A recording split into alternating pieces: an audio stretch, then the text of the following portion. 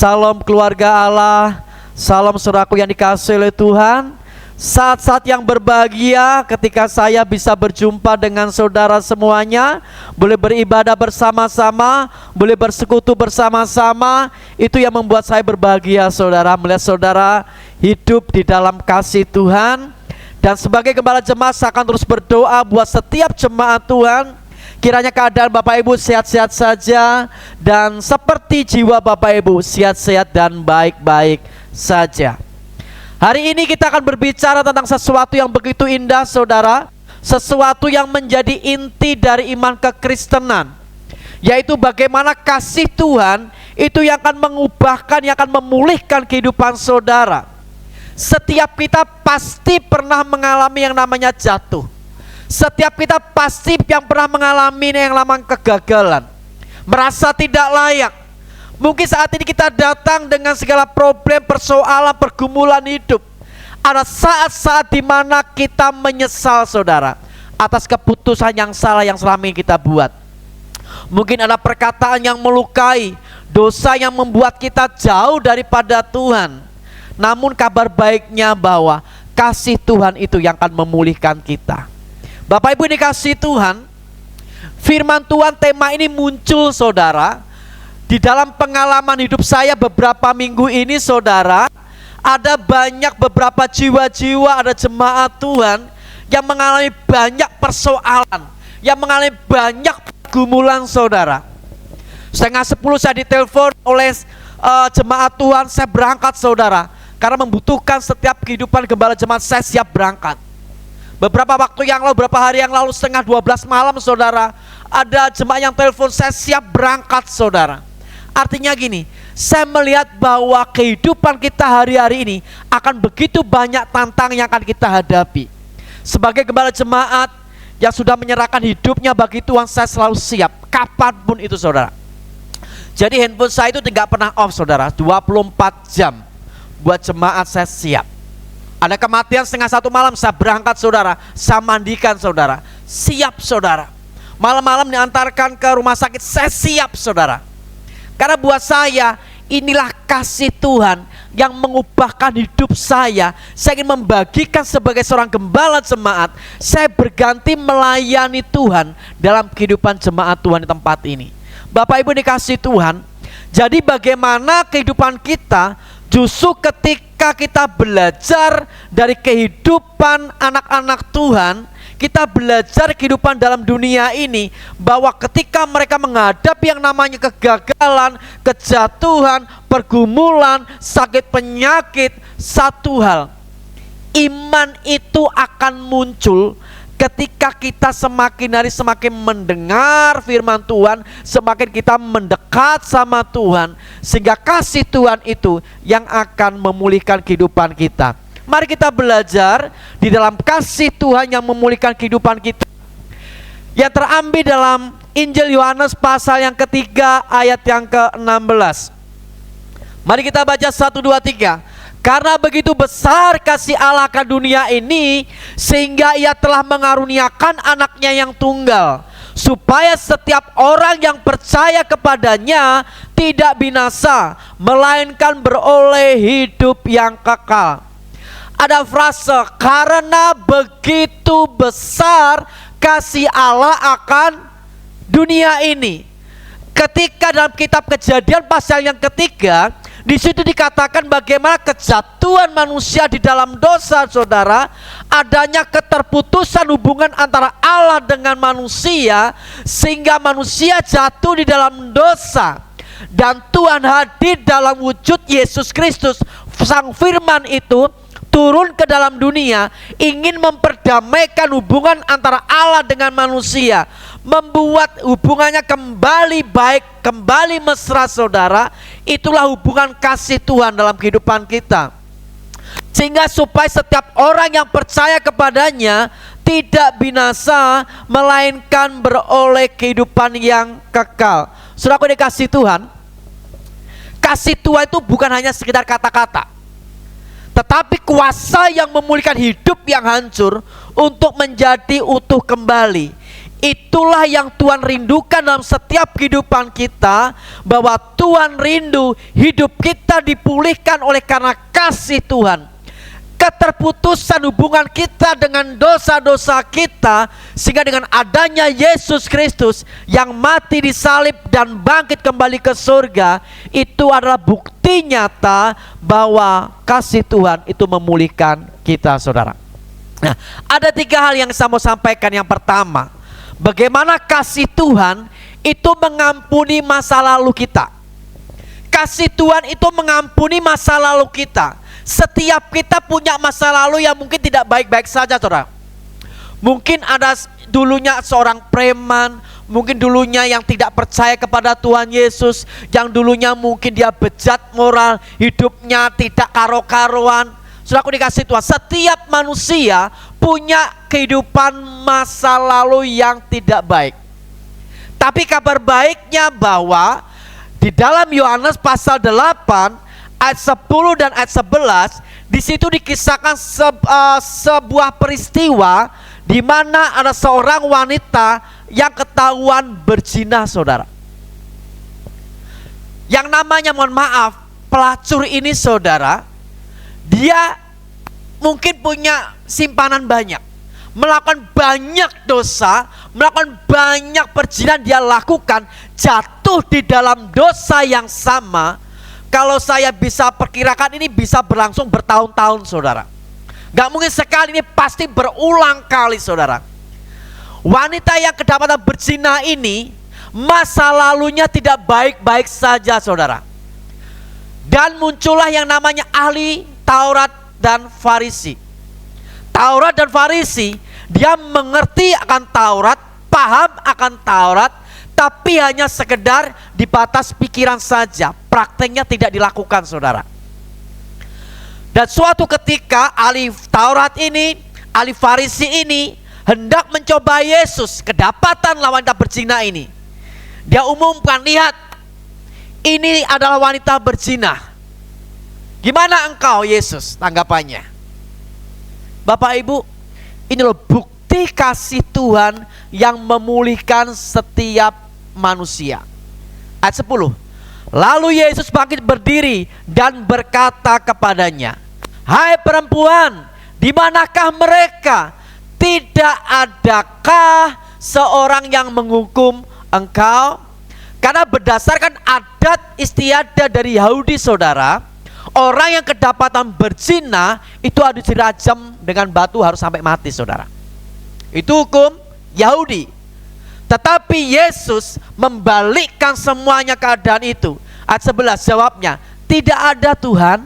Lalu kata Yesus, aku pun tidak menghukum engkau.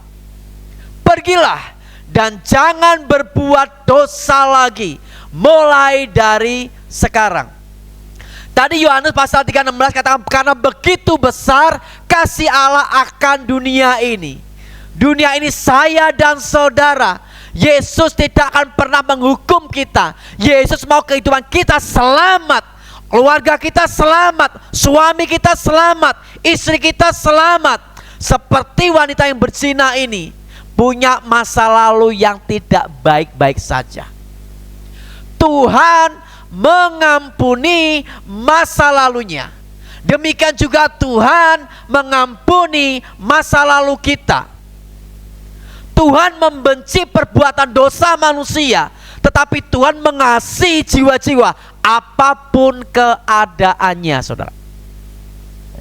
Jadi kita sebagai anak-anak Tuhan, kita tidak berhak menghakimi orang-orang yang berdosa. Amin. Apapun keadaan mereka, entah itu secara manusia, secara dunia, dia tidak baik, dia jahat, dia kriminal mungkin, dia bejat moral mungkin. Tapi kata Tuhan, kasih Tuhan itu yang memulihkan masa lalunya. Dan Tuhan mengampuni masa lalu setiap kita yang berdosa. Aku pun tidak menghukum engkau, pergilah, jangan berbuat dosa lagi mulai dari sekarang. Dari peristiwa inilah akhirnya ahli Taurat, ahli Farisi saudara benci kepada Yesus dan hendak menghukum Yesus. Karena apa? Ini tidak sesuai dengan adat Yahudi saudara. Seharusnya dihukum mati, dirajam dengan batu sampai meninggal saudara. Inilah bukti kasih Tuhan, tidak dengan kata-kata, tapi dengan perbuatan nyata yang Tuhan perbuat dalam kehidupan kita. Jadi kasih Yesus itu tidak menutup mata terhadap dosa saudara, tetapi membuka jalan untuk setiap pemulihan. Kasih Tuhan itu tidak menghukum saudara. Kasih Tuhan itu menuntun kepada pertobatan. Jadi kalau ada Tuhan kirimkan jiwa-jiwa ke tempat ini dalam kondisi apapun mereka, kita terima mereka. Amin. Tuntun mereka ke dalam pertobatan saudara. Jangan sampai kita menjauhi, dia pezina, dia pelacur, hidupnya tidak baik-baik saja. No, aku kan rajin ke gereja, aku kan anak yang kudus, aku adalah umat yang kudus, kamu berdosa. Saudara kasih Tuhan, kita sebagai anak-anak Tuhan hendak melakukan seperti apa yang Tuhan teladankan dalam hidup kita. Yesus menuntun orang ke dalam pertobatan. Terima dia, rangkul dia, bawa dia kepada Tuhan. Ini tugas kita sebagai anak-anak Tuhan. Bukan mengucilkan orang-orang yang pendosa saudara, tapi merangkul mereka, kita bawa, kita tuntun untuk menuju ke dalam pertobatan. Itu namanya kasih yang memulihkan saudara. Kita tidak mau kehidupan mereka binasa. Terlebih lagi Tuhan, kita mau dipakai oleh Tuhan, membawa jiwa-jiwa datang kepada Tuhan. Tuntun mereka ke dalam jalan yang benar. Ini tugas saya dan saudara sebagai umat Tuhan. Jadi kasih itu tidak mempermalukan. Perhatikan tadi kata Yesus, aku tidak menghukum kamu. Sampai hari ini engkau jangan berbuat dosa lagi. Tuhan tidak pernah mempermalukan manusia. Tuhan tidak pernah mempermalukan jiwa-jiwa. Seandainya dia berkuasa saudara, apa yang dilakukan Yesus saudara? Dasar kamu pezina, dasar kamu pendosa, dasar kamu pelacur. Itu yang tidak dikerjakan oleh Tuhan. Tuhan tidak pernah mempermalukan umatnya. Sekali-kali pun Tuhan tidak pernah mempermalukan umatnya. Tetapi justru Yesus mengangkat, memulihkan harga diri seorang pelacur ini saudara. Engkau sangat dikasihi Tuhan. Adakah yang menghukum engkau? Enggak ada Tuhan. Demikian juga aku tidak akan menghukummu. Dia mengangkat derajat harga diri dari pelacur ini, dari seorang pendosa, dan mendapatkan kemurahan kasih Tuhan. Berapa banyak di antara kita mungkin kita sering menghakimi orang-orang di sekitar kita. Kita mungkin seorang pelayan Tuhan, atau mungkin kita jemaat yang rajin setia ke gereja. Mungkin kita menghakimi mereka. Kamu berdosa ini, kamu melakukan ini, kamu gini, dan sebagainya. Kita sebagai anak-anak Tuhan, mari kita belajar untuk tidak menghakimi, tidak menghukum atau menuntut orang itu, tapi menuntun mereka ke dalam pertobatan. Nah, Bapak Ibu dikasih Tuhan, kasih Tuhan hari ini ingin kita semuanya dibebaskan. Tuhan tidak pernah melihat masa lalu kita, Ia mau melihat masa depan saudara. Yeremia 29:11 berkata bahwa rancangan-rancangan indah Tuhan itu ada rancangan mendatangkan damai sejahtera yang penuh pengharapan. Itu adalah masa depan saudara yang ingin Tuhan bawa kehidupan kita ke arah sana yang lebih baik lagi. Jadi kasih Tuhan itu memulihkan masa lalu kita. Kasih Tuhan itu mengampuni masa lalu kita. Yang kedua saudaraku yang dikasih Tuhan, kasih Tuhan itu menyembuhkan luka hati. Ada sebuah peristiwa bagaimana ketika Petrus menyangka Yesus berapa kali saudara? 3 kali. sebelum ayam berkokok, Petrus, kamu akan menyangkal aku 3 kali. Karena apa? Petrus ini sosok murid Tuhan yang pemberani, saudara, yang keras kepala, yang temperamen, saudara. Orang mengatakan, Petrus, siapakah aku ini? Engkau Mesias. Dia berani mengatakan seperti itu, saudaraku. Tetapi ketika suatu saat Yesus ditangkap, saudara, Yesus ditangkap, apa yang terjadi? Ada seseorang mengatakan kepada Petrus, bukankah dia gurumu? Bukankah engkau menjadi muridnya? Oh enggak, aku enggak kenal dia. Saudara, ini penyangkalan yang luar biasa. Dan Yesus mengatakan kepada Petrus, sebelum ayam berkokok, kamu akan menyangkal aku 3 kali. Berkokok, saudara. Hati Petrus hancur saat itu. Karena apa? Dia menyangkal gurunya. Dia menyangkal Sang Mesias. Bukti bahwa kasih Tuhan itu menyembuhkan luka hati. Mazmur pasal 147 ayat ketiga. Ia menyembuhkan orang-orang yang patah hati dan membalut luka-luka mereka. Kasih Tuhan menyentuh bagian terdalam dari hati kita yang tidak bisa disentuh oleh siapapun. Petrus menyangkal 3 kali, saudara, tapi Yesus memulihkan dengan 3 kali pertanyaan. Kalau saudara baca di dalam Injil Yohanes pasal yang ke-21 ayat 15 sampai ayat yang ke-17. Yesus mengatakan, ini sebuah peristiwa, saudara. Yesus mengatakan kepada Petrus, Petrus, apakah engkau mengasihi aku? Jawab Petrus apa, saudara? Iya Tuhan, aku mengasihi engkau, gembalakanlah domba-dombaku. Yang kedua, Petrus, apakah engkau sungguh-sungguh mengasihi aku? Yesus juga menjawab, Petrus juga menjawab, iya Tuhan, aku mengasihi engkau, gembalakanlah domba-dombaku. Sampai 3 kali, saudara. Artinya gini, di dalam peristiwa ini, bagaimana Yesus memulihkan hati yang namanya Petrus ini, saudara, yang dulu pernah menyangkal dia. Yesus tidak balas dendam, saudara, tetapi Yesus memulihkan hati Petrus. Gembalakanlah domba-dombaku. Engkau mengasihi aku, Petrus. Saudaraku dikasihi Tuhan, Yesus tidak pernah menegur dengan kemarahan, tapi dengan kasih yang memulihkan, memanggil kembali Petrus ke panggilan semula. Dalam peristiwa ini sebelum penyaliban Yesus, saudara, ketika Petrus menyangkal Yesus 3 kali, saudara, dia mengalami kehancuran hati, saudara.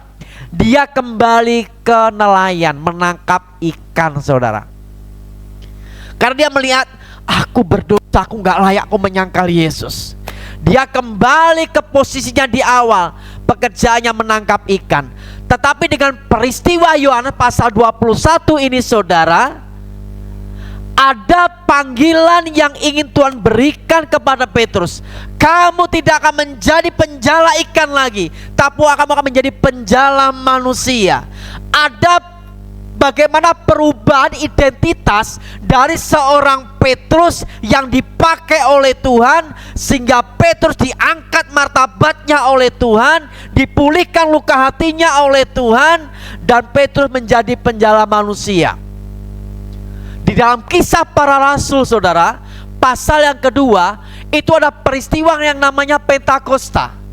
Peristiwa bagaimana ketika Rasul Petrus bersama rasul-rasul yang lain, saudara, berdoa di loteng Yerusalem, dipenuhi dengan hadirat Tuhan, dipenuhi dengan api kuasa Tuhan, dipenuhi dengan Roh Kudus, saudara. Ketika dia keluar dari loteng Yerusalem, beberapa waktu kemudian Petrus berkhotbah. Sekali berkhotbah 3.000 orang bertobat. Perhatikan, ada peristiwa yang muncul di mana sebelum Petrus dipanggil, dia bisa menyangkal. Tapi ketika Petrus setelah dipenuhi dengan Tuhan, dipenuhi dengan Roh Kudus, apinya menyala-nyala melayani Tuhan, saudara, ada perubahan kehidupan Petrus yang dipakai oleh Tuhan di dalam panggilan kepada jiwa-jiwa. Seberapa kehidupan kita sebagai anak-anak Tuhan, kita mau seperti Petrus ini. Dulu mungkin kita pernah menyangkal Tuhan, menyangkal kemahakuasaan Tuhan, menyangkal ketidakpercayaan kita kepada Tuhan. Namun ketika kasih Tuhan hadir dalam kehidupan Petrus, luka itu berubah menjadi sebuah kesaksian hidup yang luar biasa dari yang namanya Rasul Petrus. Dia dipakai Tuhan luar biasa. Ribuan banyak orang bertobat, saudara. Bahkan ada suatu peristiwa bagaimana ketika Petrus bisa membangkitkan orang mati, seperti yang dilakukan oleh Yesus ketika Yesus membangkitkan Lazarus. Petrus juga melakukan hal yang sama, saudara. Dia bisa membangkitkan orang mati, seorang anak. Siapa namanya, saudara? PR minggu depan dijawab, saudara ya. Ada sebuah peristiwa bagaimana ketika kehidupan itu terjadi, hidup yang dipenuhi dengan kuasa Tuhan akan merubah kehidupan kita sebagai anak-anak Tuhan. Jadi kasih Tuhan tidak pernah menolak orang yang berdosa untuk bertobat. Kita tahu, saudaraku, Petrus ini adalah murid yang sangat dekat dengan Yesus, saudara. Di dalam peristiwa itu ada sebuah frase firman Tuhan berkata seperti ini. Ia berkata, sekalipun semua orang meninggalkan engkau, aku tidak akan meninggalkan engkau. Perhatikan, Petrus pernah berkata, sekalipun semua orang meninggalkan engkau Tuhan, aku tidak akan meninggalkan engkau. Tapi buktinya apa, saudara? Petrus meninggalkan Tuhan. Seberapa banyak mungkin kita, Tuhan, aku gak mungkin meninggalkan engkau. Tapi karena peristiwa dalam hidupnya, dia meninggalkan Tuhan. Bapak Ibu dikasih Tuhan, kasih itu yang akan memulihkan kita. Kasih itu akan memulihkan masa lalu kita. Dari sini kita belajar bahwa ketika tekanan datang, ketika bahaya mengancam, saudara, jangan sampai hidup kita gagal menyangkal Yesus sebagai Tuhan dan Juru Selamat kita. Hari ini kita belajar bahwa kasih Tuhan tidak diukur dari seberapa baik kita, tapi dari seberapa besar kasih Tuhan yang mengasihi dalam kehidupan kita.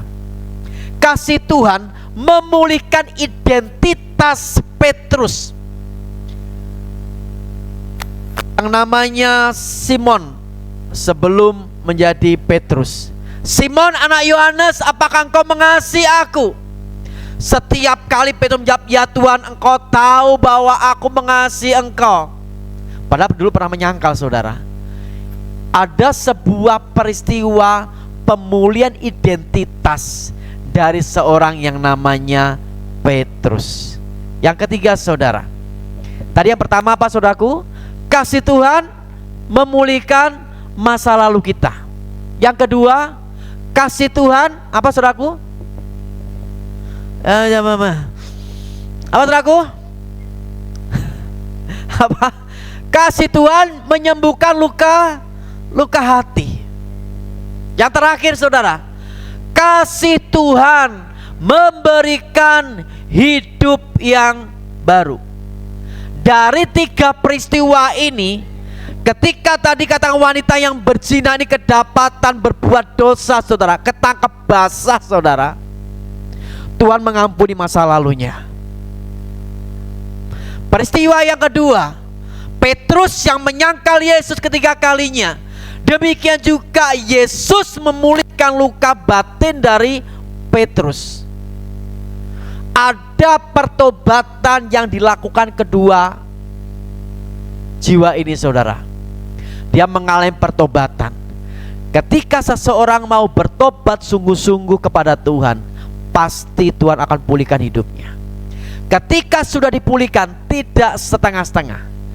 Tuhan selalu memulihkan kehidupan kita secara sempurna, asalkan kita mau sungguh-sungguh bertobat, percaya kepada Tuhan. Yang ketiga, kasih Tuhan memberikan hidup yang baru.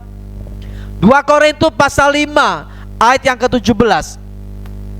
Jadi siapa yang ada di dalam Kristus, ia adalah ciptaan baru. Yang lama sudah berlalu, sesungguhnya yang baru sudah datang. Bapak Ibu, dari perikop menjadi ciptaan baru ini, Bapak Ibu bisa buka kembali di YouTube-nya Keluarga Allah Ministry, saudara. Di situ saya akan jelaskan apa maksud dari ciptaan baru ini. Apa arti dari kainos? Saudara bisa lihat di video YouTube Keluarga Allah Ministry. Jadi kasih Tuhan itu tidak hanya memulihkan luka, tapi mengubah arah hidup kita. Orang yang dulu mungkin hancur bisa jadi saksi kasih Tuhan. Orang yang dulu terpuruk, saudara, kini menjadi alat pemulihan bagi orang lain. Saya komitmen sama Tuhan. Saya itu selalu antusias ketika ada jiwa-jiwa yang membutuhkan kasih Tuhan. Saya akan layani dia dengan sepenuh hati. Apapun kondisinya, apapun keadaannya, saya akan all out layani dia dengan sungguh-sungguh, saudara. Itu komitmen saya dengan Tuhan. Saya sudah memberikan hidup saya untuk Tuhan. Saya layani jemaat dengan sungguh-sungguh, dengan sepenuh hati saya akan kerjakan dengan effort yang ada, yang saya keluarkan secara maksimal, saudara. Karena buat saya nggak tahu kapan Tuhan akan panggil saya. Saya akan sungguh-sungguh melayani jemaat Tuhan. Saya akan sungguh-sungguh melayani setiap anak-anak Tuhan, hamba-hamba Tuhan. Saya akan layan dengan sepenuh hati kami. Karena itu panggilan kita sebagai anak-anak Tuhan, saudara. Jadi ketika kita melayani Tuhan, tidak boleh kita setengah-setengah, saudara. Tidak kita boleh bersungut-sungut, saudara. Aku malas, aku doa pelayan. Aku malas, aku mau menara doa. Bapak Ibu dikasih Tuhan, bukti nyata bahwa hidup kita yang sudah dipulihkan Tuhan itu harus dampak nyata perbuatan-perbuatan kita dalam kehidupan kita sehari-hari. Termasuk ketika kita melayani Tuhan. Layani Tuhan dengan sungguh-sungguh. Layani dengan hatimu dengan sungguh-sungguh. Jangan setengah-tengah. Jangan sampai kita iri hati ke A, iri hati ke B, saudara. Gak ada artinya apa-apa pelayanan kita nantinya. Ayo, layani jiwa-jiwa dengan sungguh-sungguh. Layani sesama jemaat dengan sungguh-sungguh. Layani pekerjaan Tuhan dengan sungguh-sungguh. Jangan asal-asalan kita untuk Tuhan, saudara. Harus yang terbaik kita berikan untuk Tuhan. Aku tidak mau terlambat ibadah. Aku tidak mau terlambat dalam pelayanan. Aku akan doa pelayan. Karena dan hati itu yang akan membentuk saudara dipakai oleh Tuhan. Aku gak datang doa pelayan, kesombongan yang terjadi. Aku dikasih Tuhan, belajar hari ini. Layani Tuhan dengan sungguh-sungguh. Karena Tuhan sudah memberikan kehidupan kita yang baru.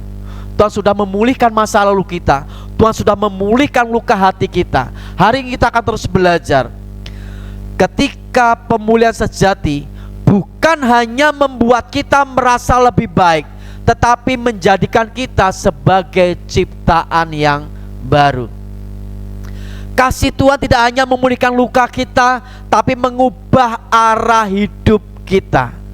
Bapak Ibu yang dikasihi Tuhan, akhir-akhir ini banyak orang mengalami keputusasaan loh, saudara. Ya, banyak orang melakukan tipu daya. Banyak orang yang akan mengalami tidak kejujuran dalam segala sesuatunya, saudara. Itu yang terjadi akhir-akhir ini. Bagaimana suami berselingkuh, saudara. Bagaimana istri juga berselingkuh. Banyak hancur moral manusia akhir-akhir ini. Mereka tidak menemukan yang namanya kasih Tuhan. Tugas saya dan saudara membawa mereka, kita tuntun ke dalam pertobatan. Ayo, ini yang harus kita kerjakan. Jemaat Tuhan di tempat ini, ayo bawa setiap jiwa-jiwa, minta sama Tuhan untuk saudara punya belas kasihan terhadap jiwa-jiwa saudara. Kita tidak boleh egois, memikirkan keluarga kita terus, sampai kita melupakan jiwa-jiwa, sampai kita melupakan orang-orang di sekitar kita yang membutuhkan kasih kita, yang membutuhkan pertolongan kita, yang membutuhkan tangan kita saudara. Mari kita belajar hari ini bagaimana karena begitu besar kasih Allah akan dunia ini, sehingga Ia mengaruniakan anak yang tunggal, supaya setiap kita yang percaya kepada Tuhan tidak binasa, melainkan beroleh hidup yang kekal. Tujuan utama Tuhan adalah tidak mau seorang pun binasa. Bapak Ibu dikasih Tuhan, jemaat Tuhan semua tempat ini, kita satu visi yuk. Dengan saya, dengan gembala jemaat tempat ini, mengasihi jiwa-jiwa. Berapapun harganya, kita siap bayar harga. Mungkin tenaga kita, mungkin materi kita, mungkin pikiran kita saudara, mungkin waktu kita saudara. Ayo kita belajar mengasihi jiwa-jiwa saudara. Kalau ada orang yang kesusahan, kita tolong mereka. Ayo bersama-sama kita rangkul. Ayo, jemaat mana yang perlu kita tolong, bantu kita guyup rukun saudara. Itu salah satu bukti kasih Tuhan yang memulihkan kita. Kita ini sudah dipulihkan untuk memulihkan orang lain dengan kasih Tuhan. Kita ini yang sudah berdosa dibuat benar oleh Tuhan untuk mengajak setiap mereka kita bawa kepada Tuhan, mengalami hal yang sama yang kita alami, mengalami pertobatan yang sejati. Mari Bapak Ibu dikasih Tuhan, dari tempat ini, dari mimbar yang kudus ini, kita mengasihi jiwa-jiwa berapapun harganya. Saudara kita mungkin, adik kita mungkin, kakak kita mungkin, bahkan mungkin orang tua kita mungkin. Bawa mereka kepada Tuhan. Jangan sampai mereka juga mengalami kebinasaan. Saudara mengalami kasih anugerah Tuhan, bawa mereka kepada kasih Tuhan.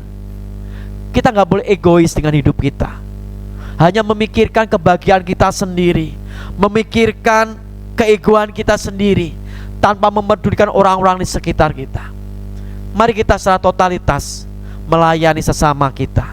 Secara totalitas kita melayani jemaat-jemaat tempat ini. Mari kita bersepakat bersama-sama dengan saya, kita satu visi, tuntun setiap jiwa-jiwa datang kepada Tuhan. Kita rindu semua keluarga Allah tempat ini dipulihkan oleh Tuhan, diberkati oleh Tuhan, dan kita boleh membawa setiap jiwa-jiwa datang kepada Tuhan. Kalau mungkin ada jiwa-jiwa baru datang tempat ini, beribadah tempat ini, rangkul mereka saudara. Rangkul mereka seperti sebuah keluarga. Jangan kucilkan mereka. Bawa mereka, rangkul mereka, mengalami kasih Tuhan. Makanya Bapak Ibu dikasih Tuhan, setiap saya melayani jemaat, saya akan totalitas, saya akan sungguh-sungguh saudara. Saya berikan hati, pikiran, tenaga, bahkan mungkin materi kita untuk melayani jemaat. Dan kita percaya itu bentuk kasih kita kepada Tuhan. Dan kita rindu setiap kita juga mengalami hal yang sama. Bapak Ibu yang dikasih Tuhan, beberapa saat ini saya mengalami banyak tantangan saudara. Dalam beberapa hari saya banyak kali mengalami tantangan. Tapi saya percaya, selama saya benar di mata Tuhan, saya lakukan untuk kemuliaan nama Tuhan, saya akan hadapi tantangan itu. Dan saya percaya ketika kita sungguh-sungguh melayani Tuhan, Tuhan yang akan membela kita dengan sendirinya. Dan kita akan melihat bagaimana Allah melawat kehidupan gereja Tuhan di tempat ini. Dan gereja tempat ini akan dipakai Tuhan, akan dipercaya oleh Tuhan dengan jiwa-jiwa. Bangku-bangku mungkin ada yang kosong tempat ini saudara. Di samping saudara akan dipenuhi dengan adik saudara, suami saudara, istri saudara, orang tua saudara. Karena firman Tuhan berkata bahwa satu orang bertobat, seisi rumah akan diselamatkan. Bagaimana kasih Tuhan itu yang akan memulihkan kita, kasih Tuhan itu yang akan menyembuhkan luka hati kita, kasih Tuhan itu yang akan memberikan hidup yang baru buat setiap kita, anak-anak Tuhan. Ayo, saat ini kau merasa gagal, yang saat ini kau merasa mungkin kecewa, saat ini merasa mungkin dalam pergumulanmu berat, saya rindu saudara mengalami lawatan Tuhan. Nah, Bapak Ibu yang kasih Tuhan, dari peristiwa-peristiwa ini ada sebuah kesimpulan saudara. Yang pertama, bahwa kasih Tuhan tidak pernah menyerah terhadap kita. Tuhan mengasihi begitu besarnya atas hidup kita, sehingga kasih Tuhan tidak pernah menyerah terhadap kita. Kasih Tuhan memberi arah dan tujuan baru dalam hidup kita. Ketika saya menangani seseorang saudara, ketika saya tanya, dia nggak ngerti tujuan hidupnya. Yang penting bisa makan, minum, senang saudara. Ya seperti itu yang dia lakukan, tidak tahu arah tujuan hidupnya kemana. Nah, jiwa-jiwa seperti ini yang perlu kita bawa kepada Tuhan. Bodoh pagem, aku juga bingung, aku gak punya tujuan, aku gak punya arah hidup, pokoknya aku bisa makan, minum, bersyukur gitu aja. Saudaraku yang kasih Tuhan, hewan juga seperti itu saudaraku ya, makan, minum pokoknya saudaraku ya. Nah, tapi kita belajar hari ini supaya kasih Tuhan itu memberikan arah hidup, tujuan baru dalam kehidupan kita. Yang ketiga saudara, kasih Tuhan tidak hanya mengampuni, tetapi juga memulihkan hidup saudara. Mungkin engkau merasa doa-doamu akhir-akhir ini enggak pernah didengar, seolah-olah tidak didengar oleh Tuhan. Mungkin pelayanan saudara tidak lagi berarti. Mungkin saudara merasa tertolak, mungkin saudara merasa gagal, mungkin saudara merasa hidupmu terlalu rusak untuk diperbaiki. Enggak mungkin. Namun dengarkanlah suara Tuhan berkata hari ini, Bang Irman, apakah engkau mengasihi aku, kata Yesus? Pak Sugeng, apakah engkau mengasihi aku, kata Yesus? Hari ini juga hal yang sama. Tuhan berbicara kepada setiap pribadi kita. Apakah engkau mengasihi aku, kata Tuhan? 3 kali Tuhan berseru kepada Petrus, Simon, apa engkau mengasihi aku? Saudaraku ini kasih Tuhan, pertanyaan ini bukan untuk menguji seseorang, saudara, bukan. Tetapi pertanyaan Yesus ini untuk mengundang saudara untuk dipulihkan oleh Tuhan. Undangan Tuhan Yesus ini berlaku buat saya dan saudara. Apakah engkau mengasihi aku? Mari hari ini kita datang dengan hati yang terbuka. Katakan bersama-sama, ya Tuhan, aku mengasihi engkau. Pulihkan aku Tuhan. Saudara mau dipulihkan oleh Tuhan? Rumah tangga saudara, hati saudara, keluarga saudara, mungkin pernikahan saudara, ekonomi saudara. Ketika Yesus berkata, apakah engkau mengasihi aku? Saudara jawab, ya Tuhan, aku mengasihi engkau. Dan percayalah dalam kasihnya Tuhan itu tidak ada yang terlambat, dan tidak ada yang terlalu rusak untuk dipulihkan oleh Tuhan. Tutup Alkitab saudara. Mari kita merenungkan firman Tuhan hari ini.